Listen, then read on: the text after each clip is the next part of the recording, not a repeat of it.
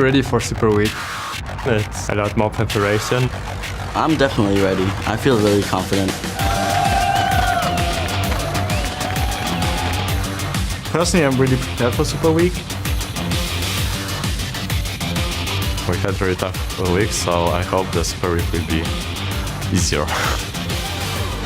The last couple of Super Weeks have not been going that well. We need to practice a lot to be able to get some wins out. We're practicing as much as we can, and hopefully it will be enough. We need to actually win a lot of games to have the better place in the LCS. Getting a win is really refreshing. I guess we want to feel that again and win the rest of our matches.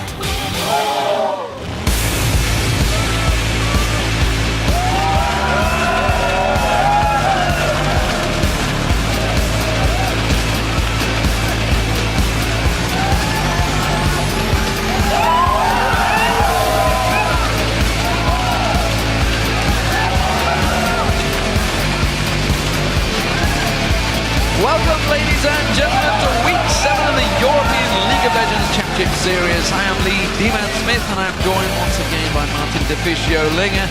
We are broadcasting to you live from our studios here in Cologne, Germany. We're now halfway through the summer split, and with 16 games ahead in this massive Super Week. And with each team playing 4 times, the standings could be shaking up as we begin to close in on the playoff.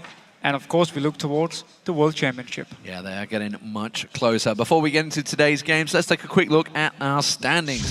First up, it is Alliance. They continue to be untouchable, and their 5-game winning streak has them in first place at 12 wins and 2 losses. SK Gaming are still in second place, although they are now 3 games off the pace at 9-5.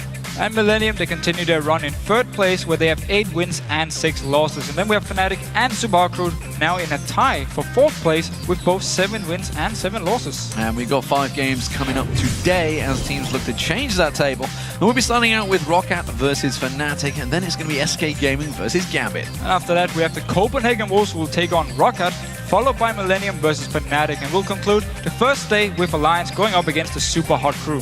And we'll be keeping our eyes on these players throughout the week. First up for me, it is Tabs. And, you know, we have to give him MVP last week because he had some fantastic performances. He really was excellent all season long as well. And will be the man to keep an eye on as Alliance look to increase their lead at the top of the table.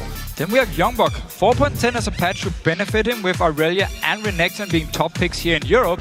And the Wolves, they really need him to play like he did in London to help the team move away from the bottom of the standings. Next up for me, it is Reckless. Last week we saw Alina, Mina, Kina Reckless going more aggressive. His team needs that right now, and as they sit tied in 4th place, they will be facing Alliance on Thursday, and will really need him to be on form for that matchup against Tabs. Then we have Genja, the mastermind. He had some extra time to research the 4.10 patch, and I expect him to bring out something unexpected this week, which may surprise his opponents and, of course, us, the casters here. His synergy with Edward has looked great, and they have carried multiple games together already for Gambit this split here. And of course, they're chasing towards the playoff spots. Genja could be the hero they need. You never know what you're going to get from Genja. Finally, for me, it is Soaz. I feel that the 4.10 patch should suit Soaz the most. We've seen a mix of bruisers and AP top laners, and he can play them all. I want to see how he spent his time adapting this week, and if he has anything new to show the world.